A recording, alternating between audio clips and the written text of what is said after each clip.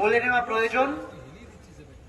যে জায়গা থেকে কালকে আমরা নবান্ন সভাগৃহে চিফ সেক্রেটারির সাথে মিটিং করতে গিয়েছিলাম, 5.5 ঘন্টা ধরে আমরা মিটিং করি এবং শেষত কি দেখা যায় যে আমরা কিন্তু মেলের কপি আপনাদের পাঠিয়েছিলাম যে আমাদের সেফটি সিকিউরিটির যে দিক থেকে আমরা কি বোঝাচ্ছি, সিসিটিভি হোক, প্যানিক বাটন হোক, এগুলো যেমন রয়েছে, তেমনি জনস্বাস্থ্যের প্রশ্নটি আমাদের কাছে অত্যন্ত প্রয়োজনীয়। প্রত্যেকটা মানুষ, আপামর পশ্চিমবঙ্গবাসী, তারা প্রত্যেকে যদি স্বাস্থ্য পরিষেবা ঠিকভাবে পান তাহলে আমাদের জুনিয়র ডাক্তারদের সুরক্ষাও অনেকটা সুনিশ্চিত হবে। সেই জায়গা থেকে বেশ কিছু প্রস্তাব আমরা দিয়েছিলাম।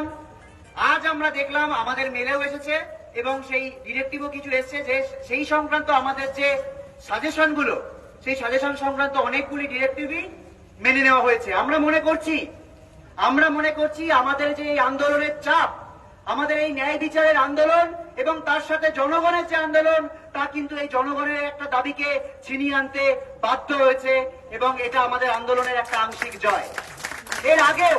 এর আগেও কলকাতার নগরপাল বিনীত গোয়েলকে তার পদ থেকে আমরা টেনে নামাতে পেরেছি, আমরা ডিএমই ডিএইচএস কে এখান থেকে অপসারিত করতে পেরেছি। কিন্তু মনে রাখতে হবে, এখনো স্বাস্থ্য দুর্নীতির একদম মাথায় যে বসে আছেন প্রিন্সিপাল হেলথ সেক্রেটারি, তিনি এখনো বসে আছেন। মাননীয় মুখ্যমন্ত্রী বলেছেন যে সময় লাগবে, আমরা সেই সময়ের অপেক্ষায় রয়েছি এবং আমাদের 5 নম্বর দাবি যে আর একটা অভয়া যাতে না হয়। আমরা বারবার বলেছি সুপ্রিম কোর্টে এই নিয়ে লিগ্যাল ফাইট কিন্তু আমাদের চলবে, এই যে থ্রেট কালচার, এই থ্রেট কালচারকে সমূলে বিনাশ করার জন্য প্রত্যেকটা কলেজে এনকোয়ারি কমিটি বসাতে হবে, তার জন্য সেন্ট্রাল ডিরেক্টিভ থাকতে হবে। প্রত্যেকটি জায়গায় সিলেক্টেড নয়, এই যে সিলেক্টেড মেম্বারদের মাধ্যমেই আসলে এই থ্রেট কালচার চলে, কিছু মানুষকে সিলেক্ট করে নেওয়া হয়। সেই জন্য প্রয়োজন একটা গণতান্ত্রিক নির্বাচনের মাধ্যমে সুষ্ঠু একটা পরিবেশ তৈরি, যাতে এই থ্রেট কালচার না চলতে পারে। এবং সাধারণ মানুষকে বুঝতে, অনেকে প্রশ্ন করছিলেন যে তোমরা তো অভয়ার বিচার চাইতে এসেছিলে, এখন নির্বাচনের কথা, এগুলো কি কথা? আমরা তাদের মনে করাতে চাই যে আমাদের ন্যায় বিচারের আন্দোলন, অভয়ার আন্দোলনের জন্য, অভয়া যাতে ন্যায় বিচার পায় সেজন্য যেমন আমরা কালকে সিবিআই অভিযান করছি, সিজি অভিযান করছি, ঠিক এই কথাটা মনে রাখা দরকার যে আর একটা অভয়া যাতে না ঘটতে পারে, সমাজের কোন স্তরে এইরকম যাতে থ্রেট কালচার, দুর্নীতি যাতে না থাকতে পারে, সেটা সুনিশ্চিত করাও কিন্তু আমাদের কর্তব্য। সেই জন্যই কিন্তু এই প্রসঙ্গগুলো এসছে এবং আজ যে ডিরেক্টিভ এসছে তার মধ্যে কিন্তু খুব সুচারুভাবে এই জিনিসগুলো এড়িয়ে যাওয়া হয়েছে।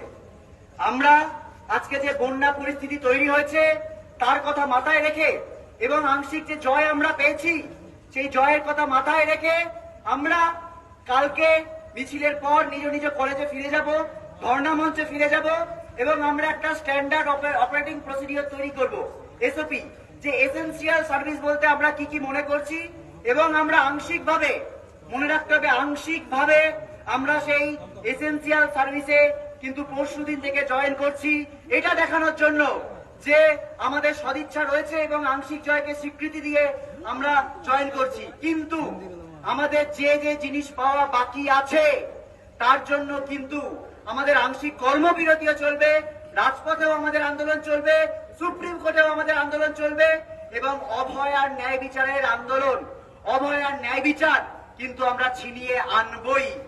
অভয়ার ন্যায় বিচার যতদিন না আমরা ছিনিয়ে আনতে পারছি, যতদিন না দোষীরা ধরা পড়ছে, যতদিন না প্রকৃত দোষীরা ধরা পড়ছে এবং যতদিন না আর একজনও অভয়া হয় এটুকু সুনিশ্চিত হচ্ছে, ততদিন আমাদের লড়াই চলবে।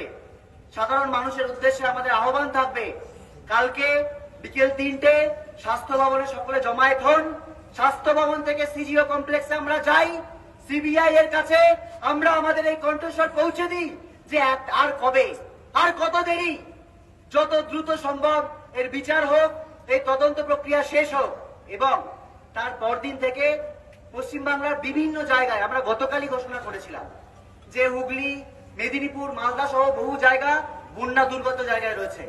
আমাদের কাছে বহু মানুষ বহু ত্রাণ সামগ্রী অলরেডি দিয়েছেন, সেটা খাবার, শুকনো কাপড়, ত্রিপল হতে পারে, ওষুধ হতে পারে, সেগুলো সহ আমরা মেডিকেল টিম হিসেবে, অভয়া ক্লিনিক হিসেবে প্রত্যেকটি জায়গায় কালকের পর থেকেই পৌঁছে যেতে চাই এবং প্রত্যেকের কাছে বার্তা দিতে চাই যে আমাদের এই আন্দোলন আসলে সাধারণ মানুষের একটা আন্দোলন। আমরা আংশিকভাবে কাজেও ফিরব এবং আমরা প্রত্যেকটি বন্যা দুর্গত এলাকায় কালকে থেকেই পৌঁছে যাওয়ার চেষ্টা করব, যাতে আমাদের ওপর এই আঙুলটা না তোলা হয় যে আমরা তো বিচার চাইতে আসিনি, আমাদের নাকি অন্য রাজনৈতিক অভিসন্ধি আছে। আমাদের এক এবং একমাত্র লক্ষ্য অভয়ার বিচার, এবং আর একটাও যাতে অভয়ার না হতে পারে। Justice for! Justice for! Justice for!